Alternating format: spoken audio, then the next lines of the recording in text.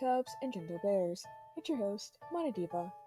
This is my first official video ever on this channel, so I wanted to talk about something that I feel has been going downhill as a community recently, and that is the commentary community. As someone who watches a ton of commentary YouTubers tackle different dramas, I've noticed the same problems happening over and over again, and I wanted to discuss those in this video. Now, before I get into this video, I wanted to give a quick disclaimer that this is completely my opinion. This is a rant video, so everything I say is based on what I've seen as a community as a whole, so do not take it as like this evidence-heavy video, because it's not. So just don't take my word for anything. This is just completely my opinion. So I want to get that out there before I start. Ever since the pandemic started, I've started watching commentary channels a lot, drama specifically. If you don't know what a commentary YouTuber is, it's basically people who commentate on certain dramas or situations that are happening at the time, usually with evidence that are supporting their claims. I've noticed consistent problems that happen with many, not all, commentary videos, and I would like to point them out, both to do with commentators themselves and their audience. For some reason, commentary seems to have a problem with lack of evidence when it comes to an alleged person being accused of a controversy, especially if it revolves around a crime. Some videos that I see with little to no screenshots to back up what the commentary is saying. This can be very misleading and also very dangerous as well. If a video is posted and gets enough traction without any actual evidence, more people will see similar videos as well and will make videos based off the original videos, and it could be completely false. Drama commentary videos are like research papers. You need to do your research in order to be able to back up your claims, otherwise it's just speculation. I have also seen commentators who have used screenshots that completely contradict their argument. I don't speak for any commentators since I don't know them on a personal level and I don't know them in person, but I think misused screenshots happen because of a misunderstanding. This, however, is speculation, and do not take my word for it. Regardless, misused screenshots end up feeding the audience a false narrative that didn't happen or wasn't the intent. For example, in the Hopeless Peaches drama, President Luke tries to push the narrative that Peaches was suicide baiting based on her tweets, when in actuality, it was a cry for help. I've also seen creators who crop out necessary information from screenshots, or straight up fake them to make their argument seem more valid. However, this is one of the quickest ways to ruin your validity when people find out the screenshots were cropped or fakes. You quickly become the new topic of drama. So, just show proper screenshots that can be used to help your arguments. Now I have a quick question for you guys. When do you apologize? For most of you, I'm assuming it's when you did something wrong or you hurt somebody else.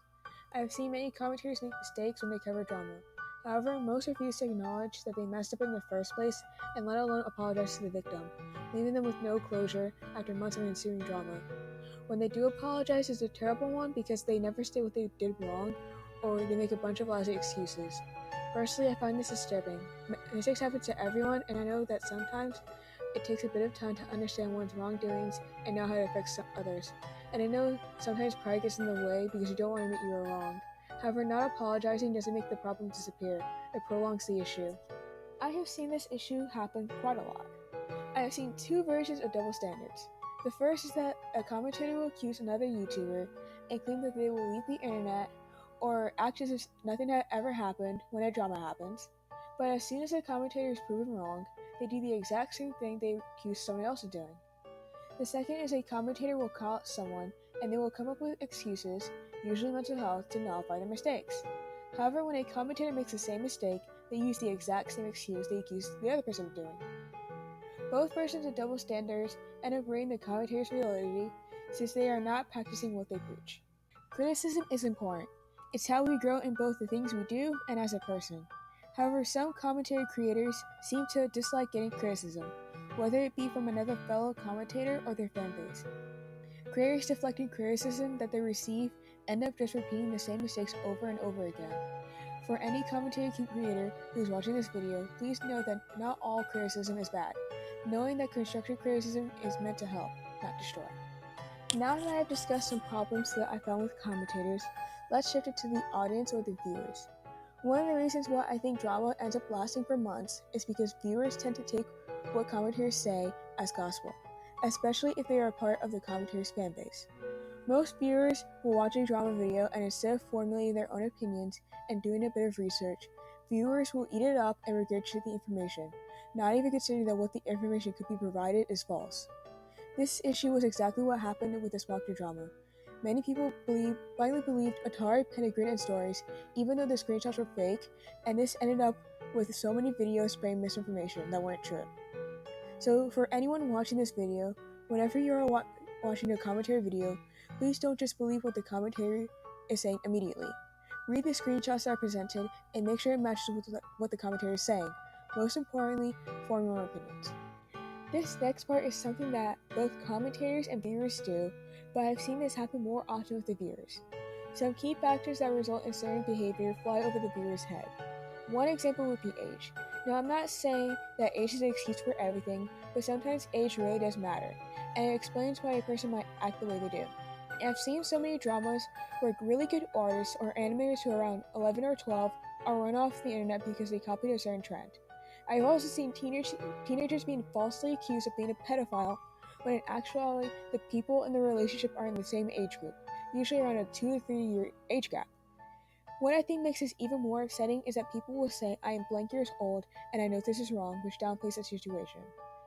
This same issue also seems to happen to people with mental illnesses.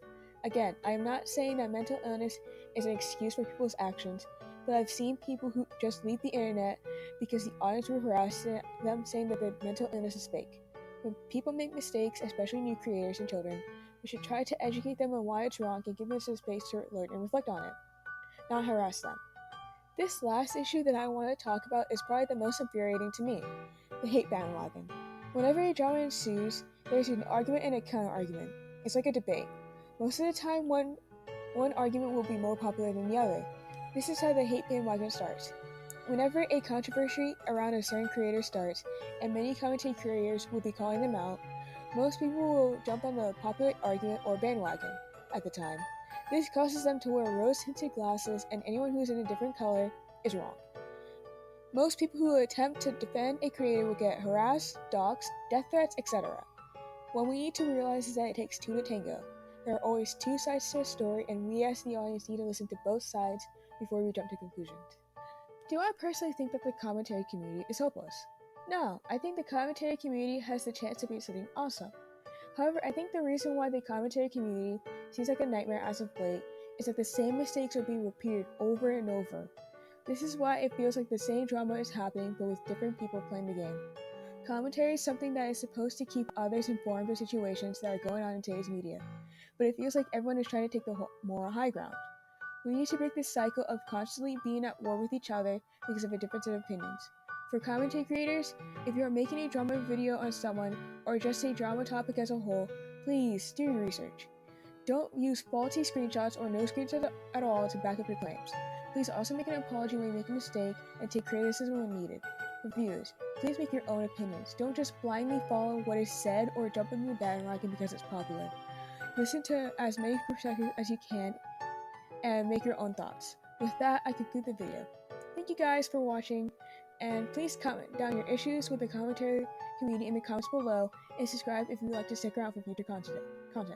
Monodiva out.